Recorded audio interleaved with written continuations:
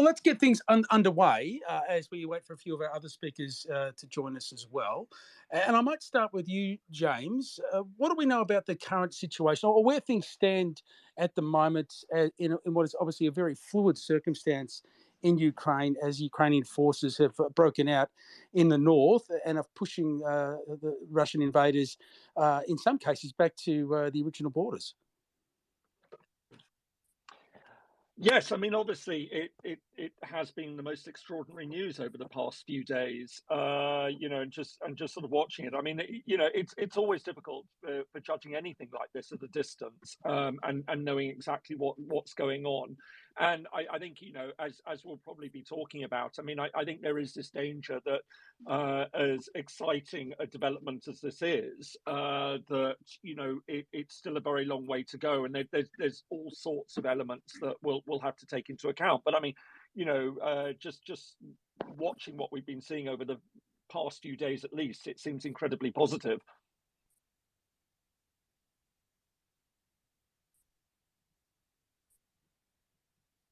I think you're on mute there, Francis. Just having a few connectivity issues at my end. But we can welcome Tom Mutch as well into the conversation. He's part of the Red Line podcast team and also has been covering the war in Ukraine on the ground there since day one, really. Tom, how are you? And where are you when we speak to you today?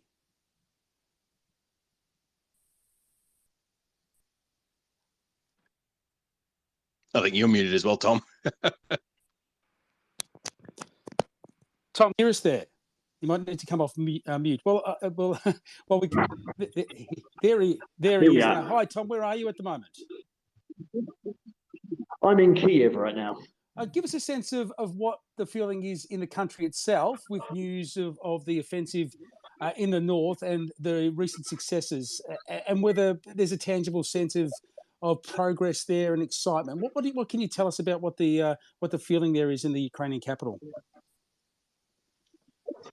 So what was happening before this offensive and before the start of the Kherson offensive was that I think people were very worried, one, that there was still a sense of calm in Kiev, as there has been for months now, but most people sort of thought that we'd gotten to something of a stalemate point in the war, that there was very little possibility of progress being made on either side. And this seems to have just absolutely blown all these assumptions. One of the things that you will notice as if you're in Kiev is that it looks very the outside. There's absolutely no signs of sort of military equipment or hardware. People are still walking throughout the streets. Bars and cafes and restaurants have been open for a while now. But as soon as you talk to anybody, you very, very quickly will find that they're extremely worried. They're usually worried for a relative or friend or loved one on the front line, or friends and family in occupied territories. Now there's started to become a sense of a shift that, okay, it might be possible in the foreseeable future to reclaim a lot of these occupied territories. And also, I think that the speed of the thrust was just so significant, and the amount of territory taken back, so major, that it really has sort of given people a lot more confidence and morale going forward. Although, as James said, it still is very, very early days yet, and there could be a turnaround for the worse. Yes, so there certainly could be, particularly as the weather changes. Gavin Wilde from the Carnegie Endowment for Peace is also joining us now. We'll talk to him in a sec. But before we get to Gavin, I do want to speak to HIlliard, because he is our man when it comes to the hardware and military matters. Michael, what has been the catalyst for this capacity within the Ukrainian forces to be able to have this lightning offensive and gain so much territory so quickly? What tactics are they using, and why is it a success? So I think one of the main things that was really different in this particularly northern offensive was that it was mostly territorial forces who took the north. It wasn't the guys who were mostly kitted out with US equipment. It wasn't the Russian, the Ukrainian, main forces. This was, the volunteers that are mostly joined up in February. And it's great to see them be taking this territory. I'm as anyone I think who knows, who's listened to the show knows, that I'm always a bit pessimist, and I take things with a pinch of salt. Half of me thinks this is absolutely great, fantastic work by the Ukrainians. The other half of me thinks the Russians have effectively pulled back from Kharkiv, and they had no hope of ever taking Kharkiv again. I think that's been off the table for probably 6 months now. This I don't think the Russians even thought they could get it back. By pulling back where they are, they've effectively pulled their men over the Oskil River, mostly in that oblast, which is going to be a lot easier to defend because the Ukrainians will now have to cross that river to go get them. And it does free up Russian troops to go fight somewhere else. So I think great victory. This is a huge win for the territorial forces, but I'm also not popping champagne as yet. I think the Russians have probably just freed up a few men to go fight somewhere else. Gavin, thanks for joining the Redline Podcast Twitter Spaces discussion on Ukraine and what's happening there at the moment.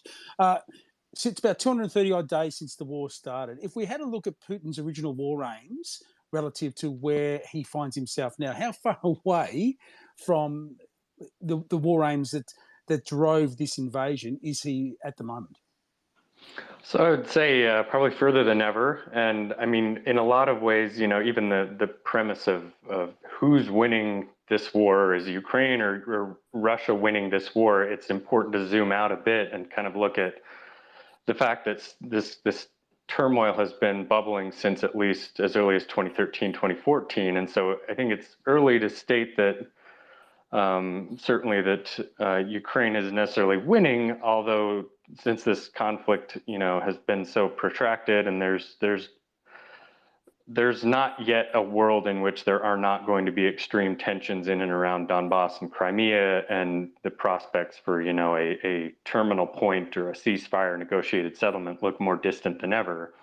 What I would say, however, is that Russia is clearly, losing this special military operation at the moment, and in so doing is diminishing whatever geopolitical clout that Putin has spent the last 2 decades trying to reestablish, and certainly has lost any prospect of Ukraine falling back under Moscow's kind of sway or orbit. We've long been discussing whether Russia is capable of, for instance, incorporating cyber into a combined arms campaign, but the last few days have certainly kind of, all of that rested on the apparently faulty assumption that Russia was capable of an effective combined arms campaign in the first place, which now seems to fall into question. But I mean, zooming out a bit, looking at some of the indicators just in the last week or two that coincided with this counteroffensive by Ukraine, Russia apparently using Iranian-provided drones and ordering, North Korean-made artillery shells and recruiting from within the prison population. Baku undertaking a renewed offensive against a CSTO member state, Armenia, fighting breaking out between Kyrgyz and Tajik border guards, and gas prices in Europe stabilizing. A lot of this constellation of factors certainly does not bode well for not only Putin's original aims with this special military operations, but for Russia's standing writ large. James, in March of this year, you put together a YouTube video called Russia, Why Ukraine Really Changes Everything, talking about this, the seismic nature of this invasion and what it meant for the geopolitical stability in Europe. Has that changed again? Or is this just a phase in a longer war which will still play out the way you've envisaged it at the start of the campaign or the start of the invasion in late February of this year?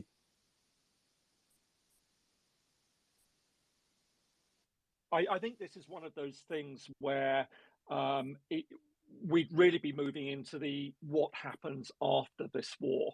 So a little bit further ahead, because effectively, what we've seen, and I think in many ways we'll look back at this as a fundamental moment, a question mark in how we conduct international relations.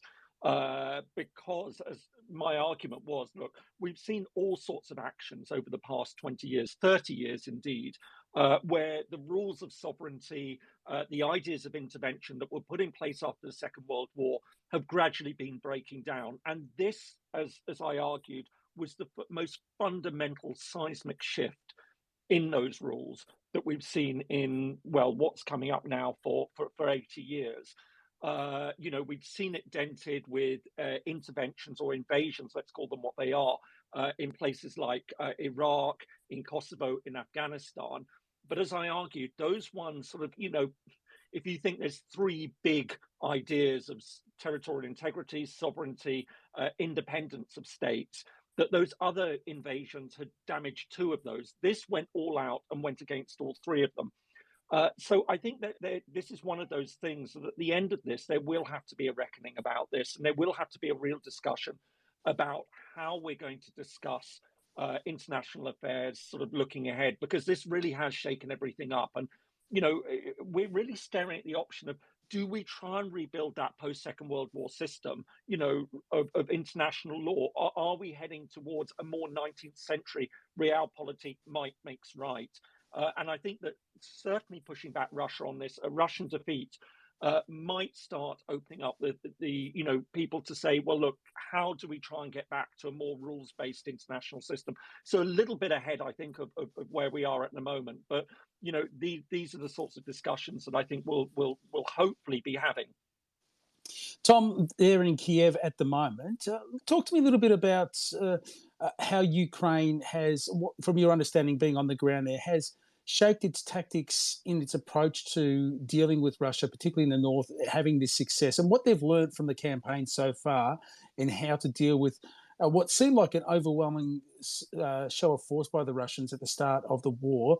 But Ukraine has found a way to actually manage, for the most part, in a ground campaign and hold the Russians at bay. So what are you hearing from those who are in the fight about what they're doing and why it's a success?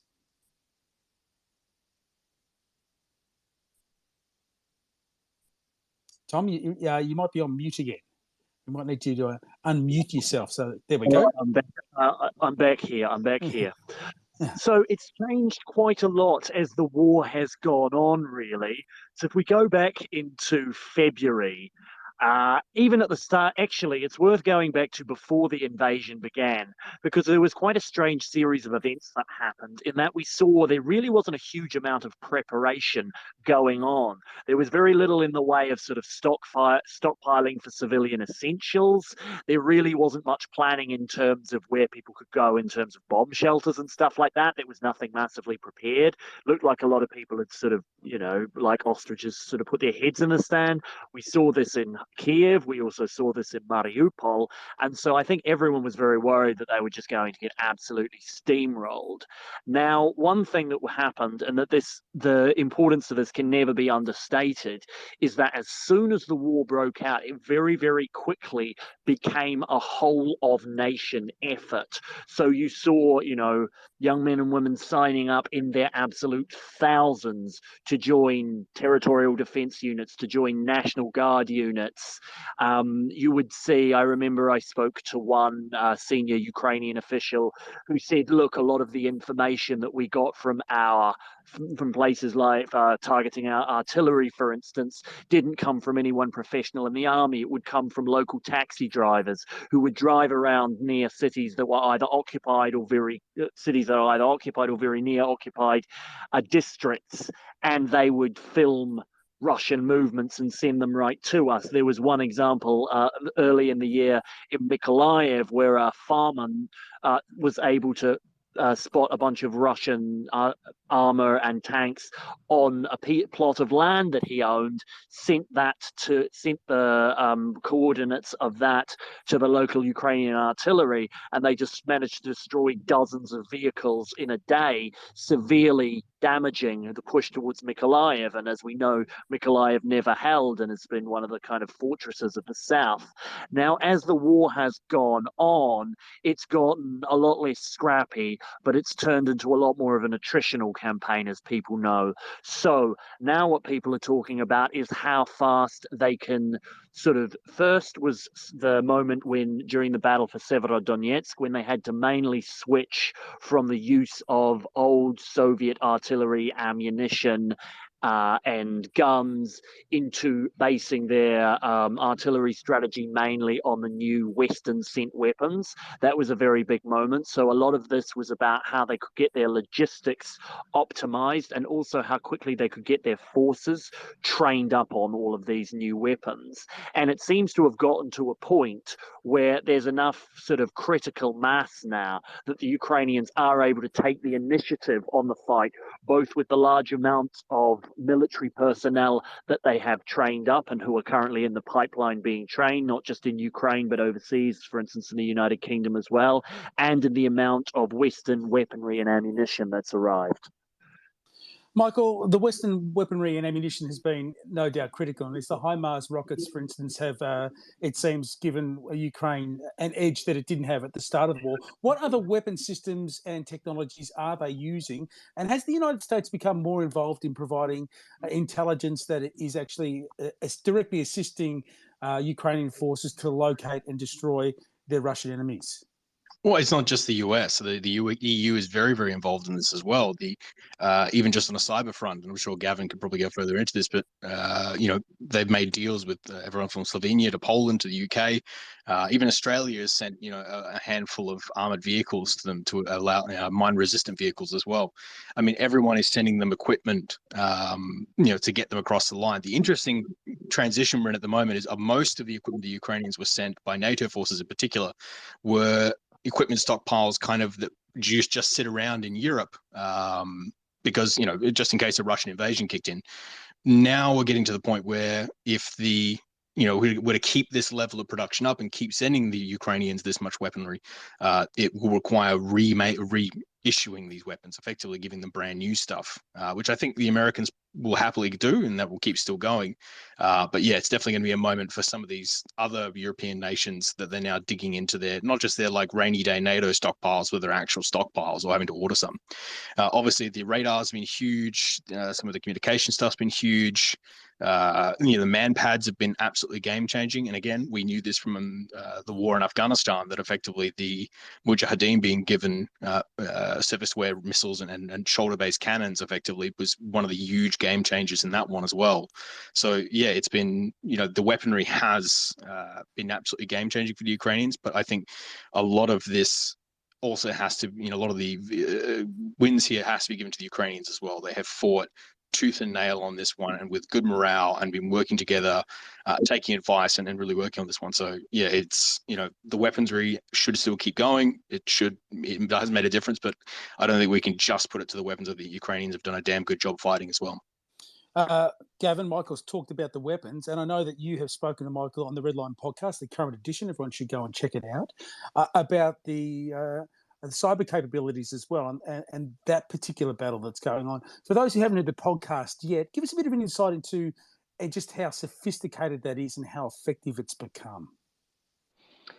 So I think there's definitely no question that Russia is a sophisticated cyber actor. I think the main question that this conflict has raised is the degree to which Russia has been able to incorporate that into its warfighting plans, and then B, the degree to which cyber capabilities are, more generally useful for military ends. And there's certainly robust debate and research on those questions. But I think in general, the biggest takeaway that a lot of folks have right now is that perhaps there's been perhaps less effectiveness than we had expected at the outset. And I think there are a few characteristics of this conflict in particular that have stood out to me. Number one, as folks have pointed out, the planning for this conflict from Russia's side was not robust, and some of the doctrine around information conflict on the Russian side is that the initial period of war is crucial. That's when all of your information fires, as it were, are supposed to have the most impact. And so we saw perhaps the Viasat hack and attack was perhaps an aspect of that, but as we saw, the Ukrainian side had sufficient kind of redundancy to mitigate the longer term or strategic effects of that attack. And so in general, I think much of the capacity that Russia brings to bear is just simply not fit for purpose in this case, in that it's, they're very good at disruption and subversion, but it's not necessarily well suited to augmenting kinetic attacks toward a specific battlefield objective. James, this is an interesting conundrum now for some Western nations. Say Germany obviously is clearly a focus here. That Ukraine's success means that Western nations facing a winter in Europe where Russian resources might be denied them, so the cost of fuel is going to go through the roof, and their own populations will either suffer through the cold or pay through the nose to keep warm. So the political pressures are going to start to mount. But with the Ukrainian success, there's an expectation that those Western nations will continue to support the Ukrainian effort with weapons and resources and further antagonise Moscow. How do you see this playing out? Well, I mean, it's obviously been very interesting because we've seen how the war has already affected things like inflation and the political pressures that creates. And it has obviously become a very heated debate about how best to manage this. So, for example, here in the UK, the way that the government seems to be tackling it is not actually introducing a windfall tax or anything on the energy companies, but simply saying, look, we're going to borrow the money in order to make sure that we can cap the charges that consumer faces. So we'll effectively pay the government, and then the taxpayers can pay us back in the long term, which is not going down well. Whereas the European Union seems to be tackling this in a rather different way of saying, look, we're going to take a number of different steps. Some will be to introduce a windfall tax. Others will also be sort of saying, look, how can we actually try and reduce energy usage? So there may be rationing and things. So I think, we are starting to see this is going to be a very interesting debate about how Europe deals with this. But you're absolutely right. I mean, there are going to be very serious questions about what happens over the winter months and trying to get through it. I think, the signs we're seeing at the moment, and I mean, it was mentioned a little bit earlier that we're starting to see energy prices stabilizing, which would seem to suggest that, markets aren't quite as nervous as they might have been even just a couple of months ago about how Europe's going to be managing this. And I think, a lot of people will be aware that there will have to be some belt tightening, that we might have to be a little bit more careful in how we use energy in winter. I mean, Europe gets cold, as we know. So, heating is going to have to be a priority. But, I should imagine there's going to be a lot of government sort of advertising campaigns about switching off lights if they aren't necessary. And, are you watching your energy usage and things like that? But you're quite correct. It is. We're in this now. I think that much is clear on a lot of people. And I think there is a real sense that we have to stand behind Ukraine. We have to see this through. I think what we're seeing at the moment is going to be incredibly helpful for solidifying Western support for what's going on in Ukraine. I think if things were bogged down, or if the Ukrainians were, seeing a steady attrition and losing to Russia, then you might have heard more voices saying, well, look, we maybe it's time for talk. But I think at the moment, what we've seen, and Ukraine seems to pull this off at just the right moment, is to say, look, they're doing well. We've got to stand behind them. So fingers crossed. I think maybe the political pressures might be a little bit less than they might have been even a month ago.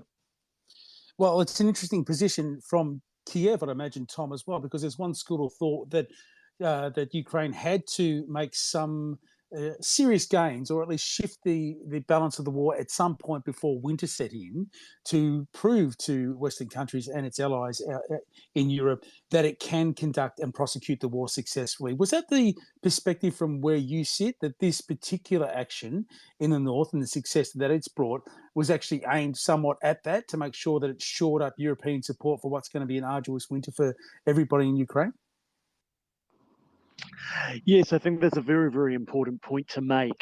Now, what a lot of rumours were flying around was that during the months leading up to this offensive, and I think there was a New York Times report about this quite recently, was that Ukraine found itself in a little bit of a bind where it had conflicting military and political strategies and objectives.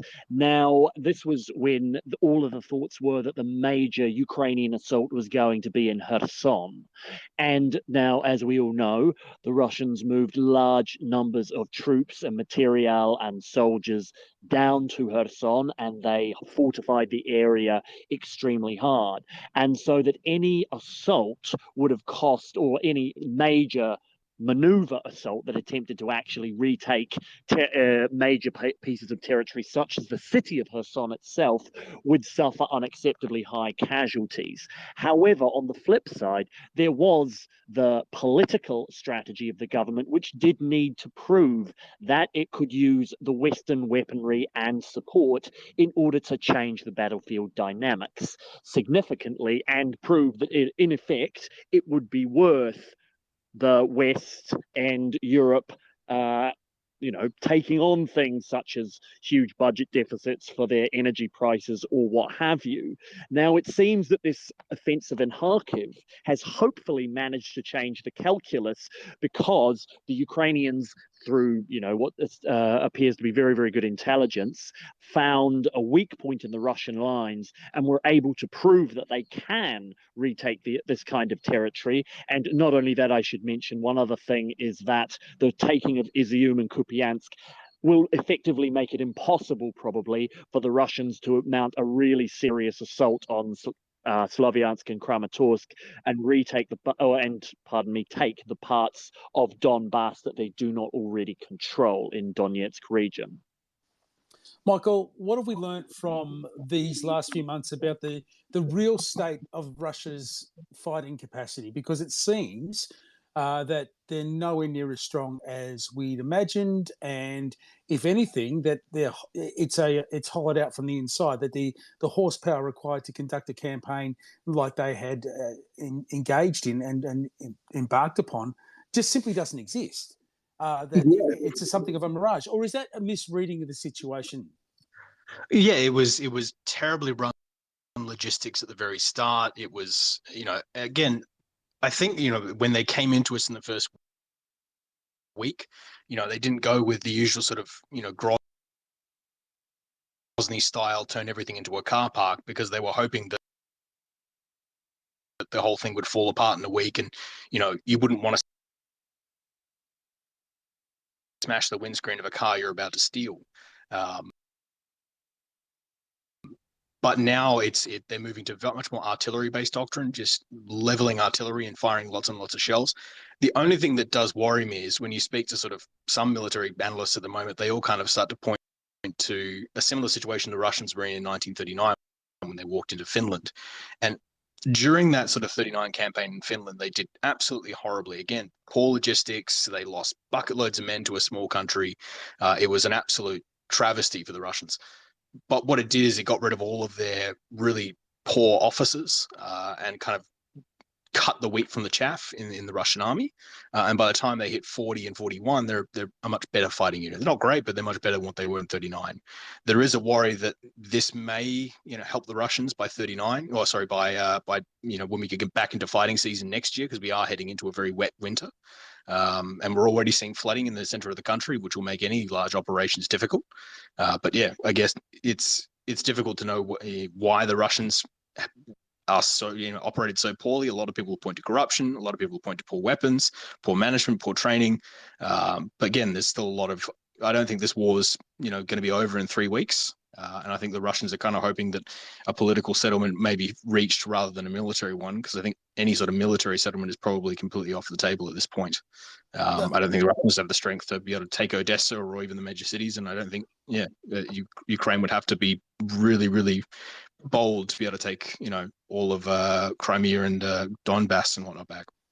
Before I talk to Gavin and James to get their perspective on what a settlement might look like, and we are probably a long way from that, I want to talk to Tom about what the Ukrainian perspective is on the Russian fighting capacity and what Ukrainian fighters have told you, Tom, about what they've encountered relative to what the fear was at the beginning of the war.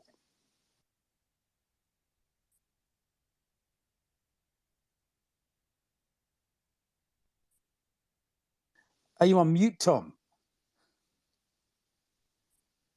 We might get back to Tom. Apologies. No, he's there. That's okay. Yeah.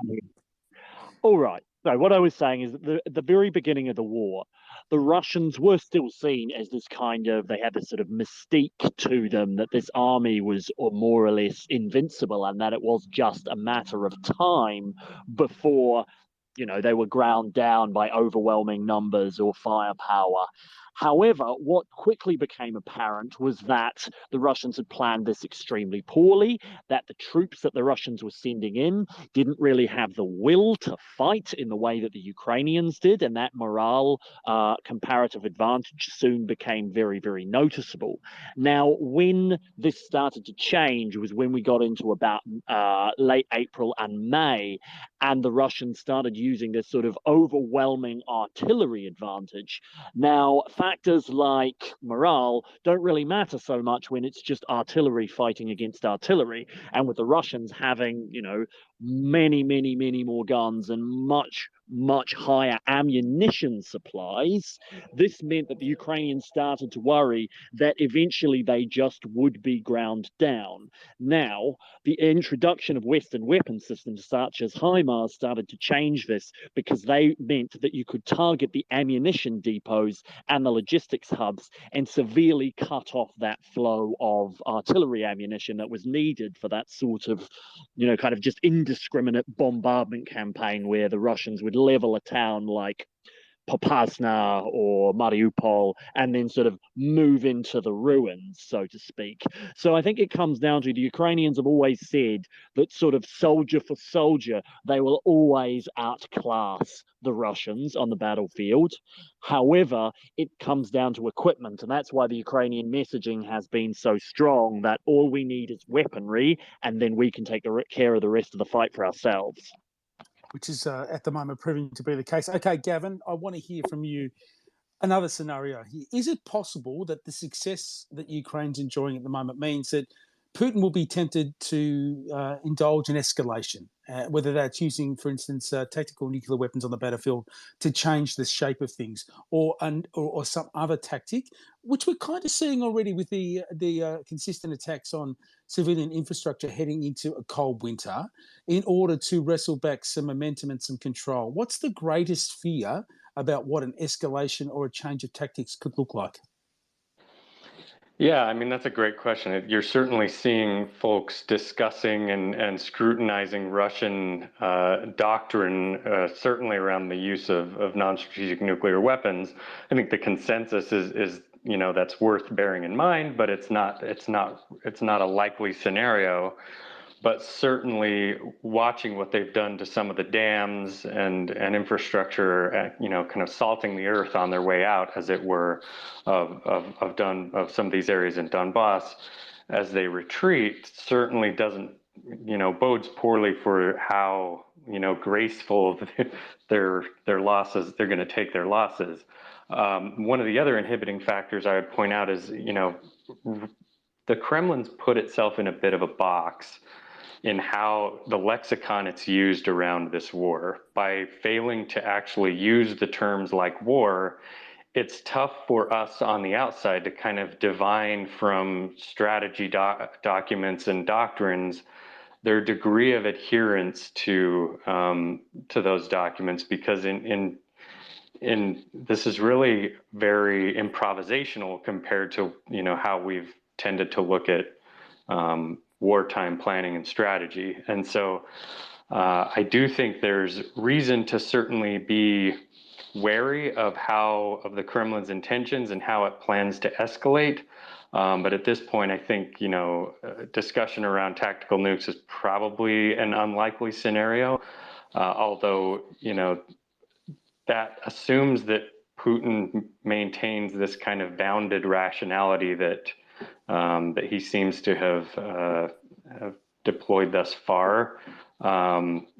His degree of isolation and the quality of the intelligence and advising that he's gotten thus far are not hopeful signals, however. James, Putin is meeting with President Xi of China as we speak, I think, around this time. So, which is fascinating, because Russia itself has had a very vexed history with China, and the Russians would be hurting to go to China cap in hand. And it seems that Putin might be forced to do that. It feels like a marriage of convenience between these two, between Xi and Putin, in their I guess, their common interest to hold back Western influence and to realign the political power in the world. But what do you see is the likelihood of this particular alliance or association having any durability?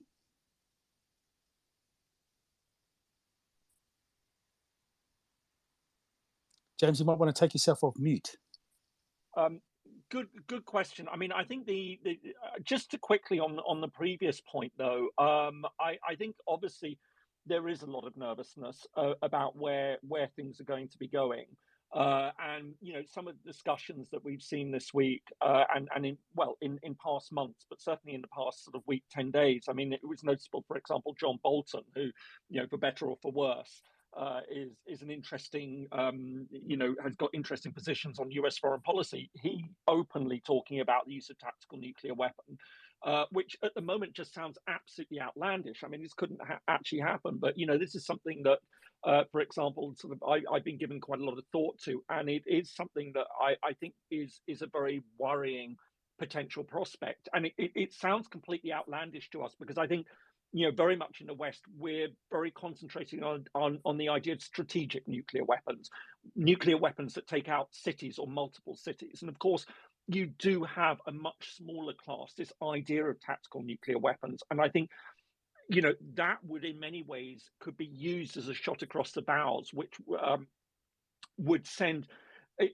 force a huge and very sharp intake of breath on all counts. And I think my sense is that, we won't see that in eastern Ukraine, but if you started to see Ukrainian forces make significant gains in the east and push down towards Crimea, that might be the point that Putin sees this as, right, okay, this is how I am going to stop this war and enter into talks which will effectively allow Russia to keep hold of Crimea. So this is something I think we have to bear.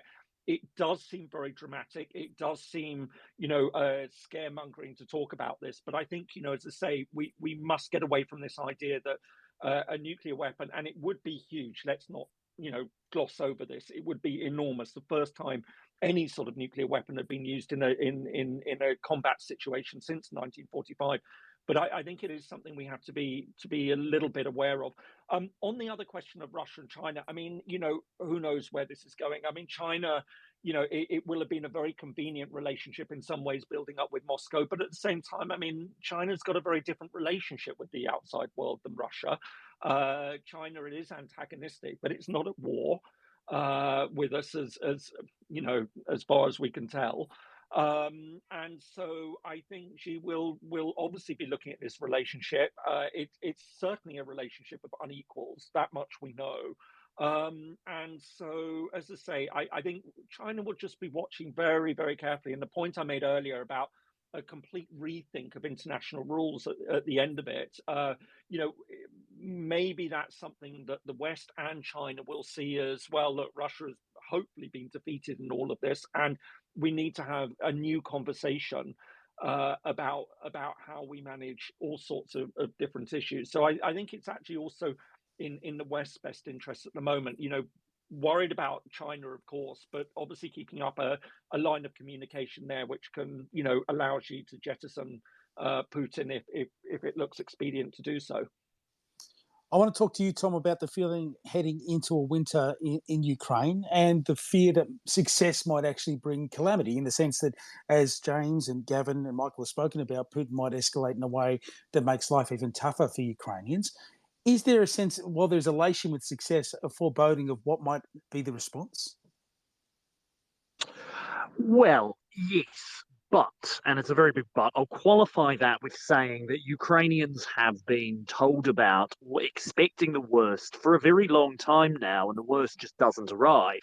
First, we thought that the country would be overrun within about a week of the war starting. That never happened. Now, then there have been so many moments throughout where we've heard, okay, well, this is the time that Putin will finally take all the stops out. May 9th was given as a date for when he was going to, introduce a mass mobilization and throw tens, hundreds of thousands more troops into the fray. Then July 15th was given as a date that he was going to start mass missile strikes on every city in Ukraine. Then Ukrainian Independence Day was supposed to be another day like that. And this sort of big Russian escalation that everyone was waiting for a while, which keeps on being predicted. It might be a little bit like the boy who cried wolf. It just doesn't, no one seems to think it will happen.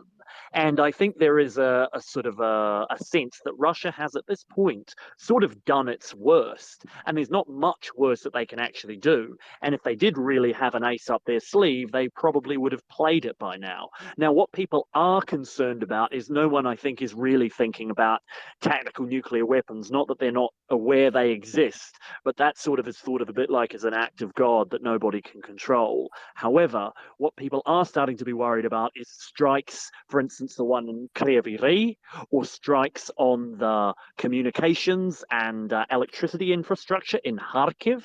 Now, the thinking goes that there was a point, the reason that these weren't struck by Moscow earlier in the war was that they still wanted to occupy those particular areas and sort of put them into the Novorossiya Confederation.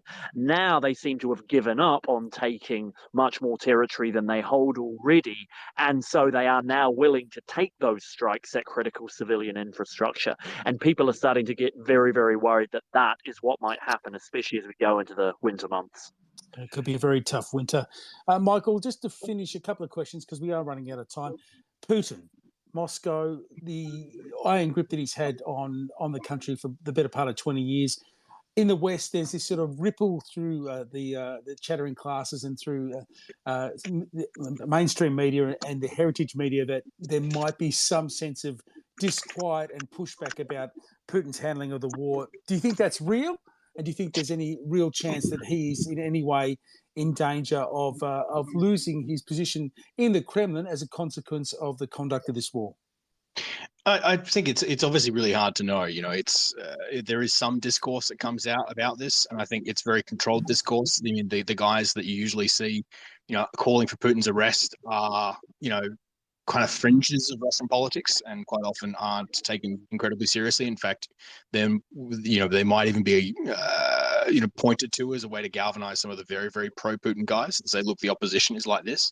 It's very hard to know. And even if Putin was to have a heart attack and go tomorrow, there's still, you know, Shoigu, there's the defense ministers, there's all sorts of people throughout the upper echelons and the apparatchiks who would also like to, you know, take power, and they could probably fit the shoes. So, even if Putin goes, the doctrine may not change in the dramatic way I think the West is hoping for. But again, it's interesting. Putin met with Xi yesterday in Samarkand, and they had a bit of a chat. So that'll be interesting to see what comes out of that and see if Xi actually makes any comment about it, or it just sweeps under the rug and we wait for November when the G20 comes in and everyone, including Putin and Xi, will be in Indonesia, and see if anyone brings it up with them. And finally, Gavin, as we head into the winter in the Northern Hemisphere, and the war will sort of become a frozen war, quite literally, for the foreseeable future, as it drags into a second year, is this becoming more about the resilience of nations as much as and resources as it is about tactics? Absolutely. I think it's, you know, in many ways, Russia signaled that it intended to weaponize the energy, you know, dominance that it had as early as 2005 and 6. And so in a way, this has been a wake-up call, particularly, I think, in Berlin, that this was a bear that could not be stage managed or placated. And incidentally, that comes at a time when there's some real opportunity to make, you know, either reinvest in nuclear energy or make some real new investments in green energy and kind of diversify away from some of these dependencies. As you know, as James and others point out, that's not going to come without pain, and it's not going to be frictionless.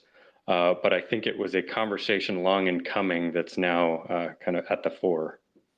Gavin, Michael, Tom, James, thank you so much for your contributions to this conversation here today. It is an important time in this conflict. And of course, the Redline podcast will continue to watch very closely what occurs in Ukraine and elsewhere. And Michael, we didn't even get a chance to talk about what's been happening in Nagorno-Karabakh and elsewhere in the region, because that might be the next flashpoint here, which changes the equation once again. I'm sure we'll talk about that at some point, but for now, we'll probably have to do a whole thing on that one. Indeed. Thanks to everybody who has joined us today. And you can listen to a replay of this. Go to the Redline Podcast website tomorrow, and it should be up there on the YouTube channel. And don't forget to have a listen to the current Redline Podcast as well. Just go to your favourite podcast app and download and subscribe to the feed every 2 weeks. Another deep dive into a big geopolitical issue. And my name is Francis Leach, and I'll catch you on the next Redline Podcast Twitter Spaces event. But from me and from our guests, it's bye for now.